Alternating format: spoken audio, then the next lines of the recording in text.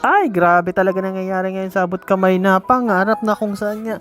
Pinakita na nga dito ang teaser o yung palabas para sa Martes. And yes guys, dito nga unang-unang pinakita is ito nga si Doc Carlos. And yes guys, meron nga itong pinaplano o niluluto no, na kung saan dun nga sa kanyang attorney is inuutusan niya ito. And yes guys, mayroon nga siyang ibinigay pa na donation daw no, na kung saan nga yung donation na to is mukhang pera o isang malaking pera. Kaya nga mismo yung attorney niya is sinabi niya na ako ang bahala. Actually sinabi pa ni Doc Carlos na itong donation kong bibigay sa iyo at sana hindi ako o hindi madawit ang pangalan ko sa anumang kaso. At sabi nga mismo ng attorney niya na huwag ka mag-alala Doc, ako ang bahala sa iyo dahil sa mga donations mo, maaasahan mo ako dyan at sigurado na wala makakalam o makakahalata sa iyo na kasama ka dito sa kaso na ito o kung ano pa mang kaso na darating.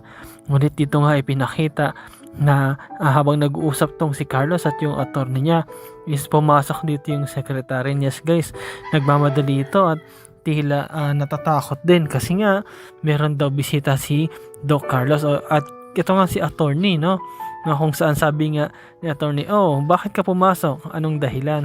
Sinabi naman ng secretary na pasensya na kayo attorney pero meron pong gusto talaga na pumasok dito at actually nandun nga siya sa labas at tila nagwawala. Then sabi ni attorney na ano yon o sino yon, at sinabi naman ng secretary na ang pangalan po niya ay Giselle Tanyag at nagulat doon sila no, pinag-uusapan pa lang nila yun yung mga Tanyag tapos dumating na, tapos ito nga si Carlos is tila nagulat din at tila natatakot kapag naabutan siya o nakita siya mismo dito ni Giselle kasi sigurado makakahalata na itong si Giselle na talagang may kinalaman to si Carlos sa mga nangyari lalo na dito sa attorney ni Dax no, na kung saan mapera at talagang pwedeng makalusot dahil nga magaling yung attorney pero in the right price. Pero dito nga guys ipinakita din no, na sa wakas ito nga si Moira ang pinakahihintay natin lalo na ng mga netizens na mahuli. Yes guys, nahuli na nga ito doon sa Japan no, na kung saan nakatulong talaga yung tracking device na nilagay ni Annalyn sa bag ni Zoe na kung saan di nga niya nahalata yun no, na kung maalala niyo last episode is nag-usap tong si Annalyn at ito nga si Zoe tapos humag itong si Annalyn. Sabi ni Zoe, ba't paghag ka pa? Yung pala hindi niya alam na may nilagay pala si Annalyn. Yes guys, pinag-usapan nga ito nila Carlos no, na huwag sila magpahalata sapagkat sinabi ni Annalyn na yung number na natawagan niya ay si Moira at talagang sakto yung pagplano nila kasi doon na huli nila itong si Moira at actually may kasama na nga silang mga pulis Kaya nga sabi mismo ni RJ na Moira, huwag ka nang magtago pa, huwag ka nang tamakbo pa, don't make it hard kasi mahuli ka na kahit saan ka pumunta ngayon dito sa Japan is huling-huli ka na. And yes guys, nahuli nga dito si Moira at dito nga pinakita na ito nga si Lynette is masaya siya. Yes guys, ibinalita nga niya agad ito sa Pilipinas lalo na dito kay Ma'am Giselle. And yes guys, nakatulong nga ito na mawala yung stress ni Ma'am Giselle no, kung saan maalala ninyo gusto niya pumasok doon sa attorney ngunit hindi siya pinapasok kasi kung makapasok siya at makakausap niya attorney, makikita niyo doon si Carlos at magbubuking sila. Bad trip nga itong si Ma'am Giselle pero nung narinig yung balita is nawala yung bad trip niya. Talagang masayang masaya siya at excited na nga siya actually na makita itong si Moira at mukhang baka masaktan niya ito no? Baka masabunutan pa pag nagkita. At dito nga guys ipinakita na ito nga si Moira is pinauwi na ng Pilipinas. Yes guys, sila Annalyn din at sila RJ is umuwi na rin no, na kung saan nga dahil nga dito sa pagkakahuli ni Moira ang dami nga pulis na nag-escort kahit sa pagbaba pa lang nito ng airport is nandiyan na yung mga pulis no, na kung saan nga para hindi makatakas itong si Moira, kasi alam niyo naman masyadong makulit to si Moira, masyado tong parang daig pa niya yung palos, no? Lagi na lang nakakawala, kahit yung mga pulis is naiisa niya pa rin.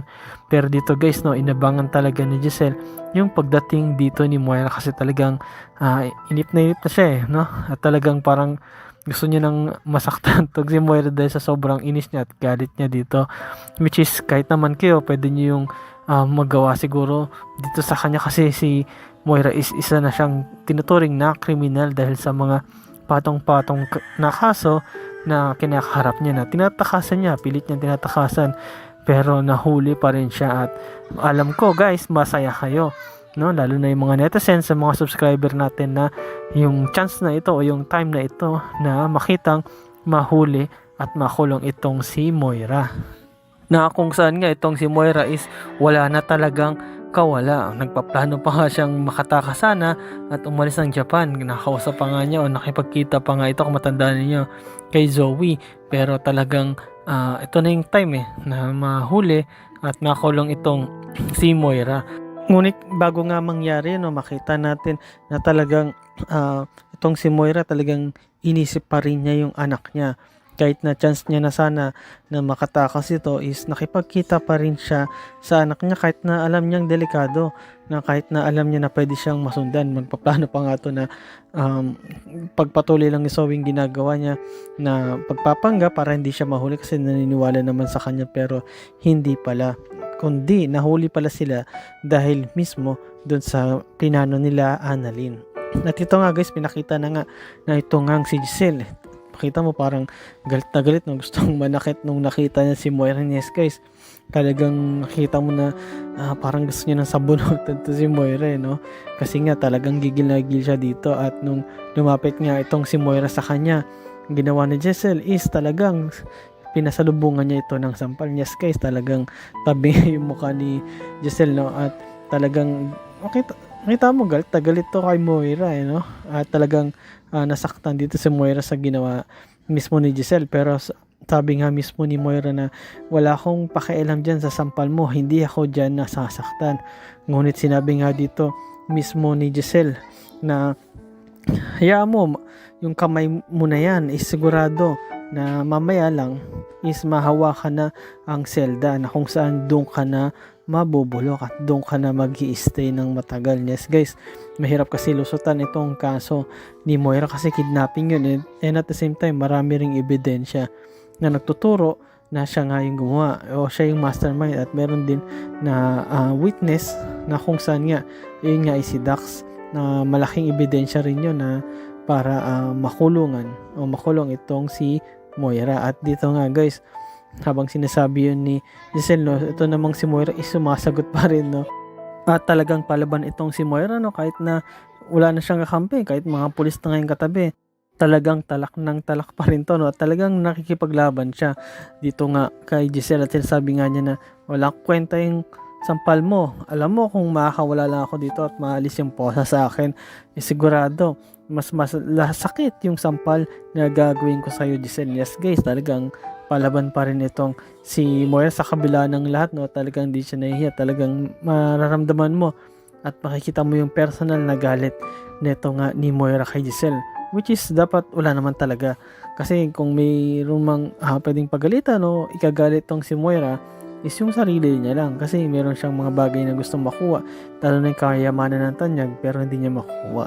Kaya ginagamit niya rin yung anak niya para mismo na makuha yung kapangyarihan at yung kayamanan ng Tanyag, no? Pero ito nga, makita mo talagang palaban din tong si Giselle, hindi siya talaga natatakot, lalo na pag dito kay Moira, talagang gagawin niya lahat, no? Kung kailangang sabunutan, lalaban yan Kung matandaan nyo noon, sinabunutan niya na itong si Moira, at kawawa kasi mas malaki, mas matangkad si Giselle mismo kaysa kay Moira.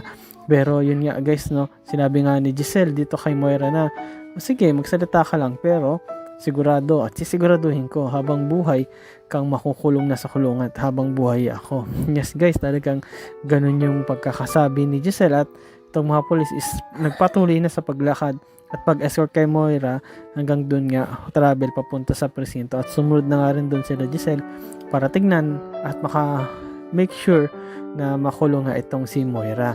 Pero abang natin bukas guys kung ano talaga yung mangyari, no?